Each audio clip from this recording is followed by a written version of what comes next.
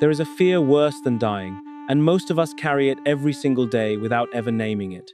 It is not the fear of failure, because failure at least implies an attempt. It is not the fear of rejection, because rejection at least implies we showed up.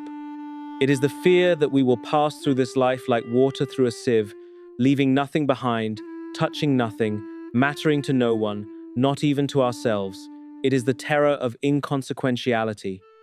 And in 1910, a Russian writer named Maxim Gorky wrote an entire novel about a man drowning in precisely this fear, a man whose greatest tragedy was not that life crushed him, but that life simply passed through him as if he were made of smoke. That novel is called The Life of Matvei Kozomyakin, sometimes published in English under the far more brutal title, A Useless Man. And if we are honest with ourselves, genuinely honest, in the way that hurts, we will recognize in Matvei's paralysis a mirror we have been avoiding for years. Gorky is often remembered as the father of Soviet realist literature, the champion of the working class, the voice of revolution. But that framing misses something essential about his obsession. Gorky grew up in poverty, so grinding it nearly killed him, literally. He attempted suicide as a young man, and what haunted him was never merely economic deprivation. What haunted Gorky, what kept him writing feverishly across decades, was the interior wasteland of the human being who has been denied not just opportunity, but the very capacity to imagine a self worth becoming. He was not simply documenting suffering, he was excavating the soul of a particular kind of person, the Russian provincial, the small-town dweller, the one who watches the horizon every morning and never walks toward it. Not because chains hold them back, but because something inside has gone so quiet, so terrifyingly still, that movement itself feels like a kind of lie. Gorky understood this silence intimately. He had lived inside it before clawing his way out, and he knew that most people never claw at all. They simply sit. And sitting becomes their entire biography. Matvei Kozomyakin is the fullest, most devastating portrait Gorky ever painted of this interior death. Think of it this way. Imagine someone sitting in a car with a full tank of gas, the engine running, a GPS mounted on the dashboard, and the screen says recalculating. It has been saying recalculating for 30 years. Not because the system is broken, but because the driver has never entered a destination. Every time the prompt appears, asking, "Where do you want to go?" the driver stares at the blinking cursor and feels a wave of nausea so overwhelming that they close the screen. They tell themselves they will choose tomorrow. Tomorrow they will know. Tomorrow the right destination will reveal itself. But tomorrow is just today wearing a different mask, and eventually the gas runs out, and the driver sits in a dead car on the side of a road they never traveled, wondering why they feel so cold. That is Matvei. That is the entire architecture of his tragedy. He is not oppressed by a tyrant. He is not ground down by famine. He inherits property. He has means. He has, by the standards of his provincial Russian town, a life that should be livable. And yet he lives it the way a ghost haunts a house, present but not participating, visible but not alive. What makes Gorky's characterization so unbearable and so brilliant is that Matvei is not stupid. He is not incurious. He senses with an almost animal intuition that something is profoundly wrong with his existence. He watches people around him, the merchants, the drunks, the women, the wandering holy men, the political agitators who drift through his town carrying ideas like smuggled weapons, and he feels a pull toward them, a hunger. But the hunger never translates into movement. It curdles into a kind of aching spectatorship. Gorky gives us a line that functions almost like a diagnosis when Matvei reflects, "People live, and I merely watch them living, as though life were a river and I am sitting on the bank, unable to swim, afraid even to touch the water." There it is, afraid even to touch the water, not unable, afraid. The distinction is everything. Matvei possesses legs, he possesses arms, he possesses a mind capable of recognizing beauty, injustice, love, meaning. But between the recognition and the action lies a chasm filled with a dread so formless and so total that he cannot even articulate what he is afraid of, and that is precisely the horror. When we fear something specific, a predator, a deadline, a diagnosis, we can at least orient ourselves in relation to it. We can fight or flee. But when the fear has no object, when the fear is simply the vast interior silence that whispers you are nothing and you will always be nothing, there is nowhere to run because the thing we are running from lives inside our own chest. This is where the novel becomes uncomfortably modern. We live in an era that has given this nameless dread 100 names. We call it imposter syndrome. We call it choice paralysis. We call it FOMO, fear of missing out, though perhaps the more accurate term is FOMO, fear of missing out on a life, a real one, a life that matters.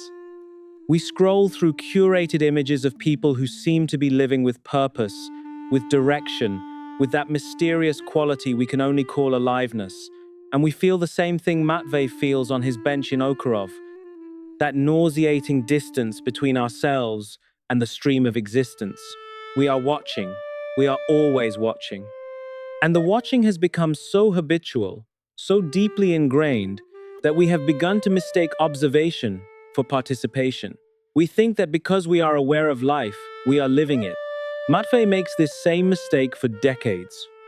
He listens to conversations about God, about revolution, about the meaning of suffering, and he nods and he feels something stir, and then the stirring dies, and he goes home, and the house is quiet, and the quiet is not peaceful. It is the quiet of a tomb that does not yet know it is a tomb. Gorky layers Matvey's world with characters who function almost as mirrors and anti-mirrors. There are people in this novel who act, who choose, who throw themselves into life with a recklessness that is sometimes beautiful and sometimes catastrophic. And Matvey watches them the way a man dying of thirst watches someone drink. He falls into relationships that should transform him. He encounters ideas that should ignite him. He witnesses suffering that should radicalize him. And each time, he approaches the edge of becoming, the very precipice of stepping into his own life as an active participant, and then he retreats. Not dramatically, not with a scream or a declaration. He simply drifts backward, like fog retreating from sunlight. And the retreat is so gentle, so incremental, that even he does not notice it happening until it has already happened. This is the cruelest trick that the fear of inconsequentiality plays on us. It does not announce itself, it does not slam doors, it simply thickens the air around every possible action until moving feels impossible, until stillness feels like the only rational response to a world that seems to demand a version of us we are terrified we cannot produce. There is another moment in the novel, later, when Matvey has aged into something that is not quite wisdom and not quite despair, but some terrible hybrid of both, and he says something to the effect of, "I have lived my whole life as though I were waiting for something, and now I understand that I was waiting for myself, and I never came." Read that again. I was waiting for myself, and I never came. This is not a man mourning lost opportunities or roads not taken. This is a man confronting the possibility that the self he was waiting for, the real Matvey, the one who would finally step into the current and swim, never existed at all. That the waiting was not a prelude to life, but a substitute for it. That the waiting was the life. And this is the thought that, if we let it, will keep us awake at 3 a.m, staring at the ceiling with a heart rate we cannot explain, because we recognize it. We recognize the waiting. We recognize the way we tell ourselves that the real version of our life has not started yet, that we are still in the prologue, still warming up, still getting ready. We are always getting ready. And the getting ready is so consuming, so elaborate, so filled with plans and resolutions and vision boards and someday lists, that we never notice. We have spent the only life we will ever have in a state of perpetual preparation for a moment that will never arrive, because arrival requires departure and we have never left. But here is where we must be careful not to let Gorky's novel become merely a cautionary tale, a grim parable about wasted potential that leaves us feeling even more paralyzed than before. Because the novel, read deeply, offers something beyond despair. It offers a diagnosis. And a diagnosis, however painful, is the first step toward treatment. What Gorky shows us through Matvey is that the fear of inconsequentiality is not a character flaw, it is not laziness, it is not a moral failing. It is a profoundly human response to the overwhelming weight of consciousness itself. To be aware that we exist, that our existence is finite, that the universe is incomprehensibly vast and indifferent, and that we must somehow construct meaning from this raw material without a blueprint or a guarantee, this awareness is genuinely terrifying. And the terror is not irrational. It is the most rational response imaginable to an irrational situation. We are finite creatures who can conceive of infinity. We are mortal beings who can imagine eternity. We are small, fragile, temporary arrangements of matter who can contemplate the heat death of the universe. Of course we are afraid. Of course we freeze. The miracle is not that some of us become paralyzed. The miracle is that any of us move at all. And this is where the philosophical breakthrough lives, not in some grand revelation or heroic overcoming, but in the quiet, almost embarrassingly simple recognition that movement does not require the absence of fear. It requires only the willingness to move while afraid. Matvey's tragedy is not that he felt the void. We all feel it. His tragedy is that he believed the void needed to be resolved before he could act. He believed he needed to find meaning before he could live meaningfully. He believed he needed to become someone before he could do anything. And so he waited for a transformation that could only have come from the very actions he was postponing. This is the trap. This is the perfect, self-sealing, airtight trap that the terror of inconsequentiality builds for us. It tells us we are not ready. It tells us we are not enough. It tells us that the thing we might do, the word we might speak, the risk we might take, will only confirm our insignificance rather than challenge it. And so we do nothing. And doing nothing, slowly, imperceptibly, becomes the very insignificance we feared. We do not need to be cured of this fear to live beyond it. That is the insight Gorky offers, not through Matvey, who never grasps it, but through the shape of the novel itself, through the negative space of everything Matvey fails to do. The novel is structured as an absence. It is the silhouette of a life that could have been, and silhouettes are only visible when there is light behind them. The light in this case is the reader's own recognition. We see what Matvey could not. We see that every moment he spent watching was a moment he could have been wading into the water, even badly, even clumsily, even without knowing how to swim, because the water does not care about our readiness. The current does not wait for our confidence.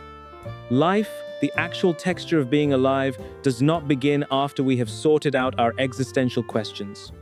It is happening right now, in the sorting, in the confusion, in the fear, in the 3 a.m. ceiling stare. We trap ourselves with the fear of being insignificant. And the trap works because it disguises itself as wisdom. It feels prudent to wait. It feels rational to prepare. It feels responsible to delay action until we are certain of the outcome.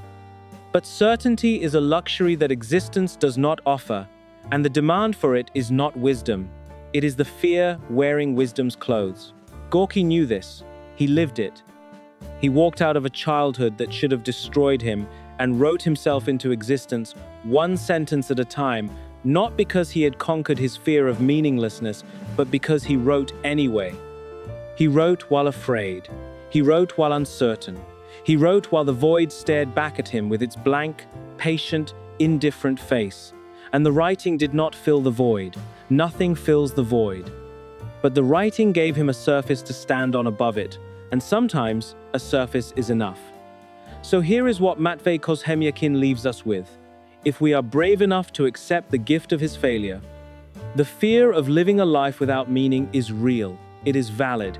It is not something we can think our way out of, or meditate away, or solve with the right productivity system. It lives in us the way gravity lives in the earth, constant, invisible, pulling. But we do not have to obey it. We do not have to wait until we feel meaningful to do meaningful things. We do not have to know who we are before we act. Identity is not the prerequisite for action. It is the residue of it. We become who we are by doing what we do, and we can only do what we do by beginning, right now, today. Afraid, uncertain, unready, and beautifully, stubbornly, defiantly alive. Matvei waited for himself and he never came, but we are already here. We have always been here. The only thing left is to stop watching the river and to step in, knowing that the water will be cold, knowing that the current will be strong, knowing that we may never reach the other side. But stepping in anyway, because a life spent on the bank, dry and safe and utterly untouched, is not safety. It is the very nothingness we feared. And the water, for all its terror, is where the living happens.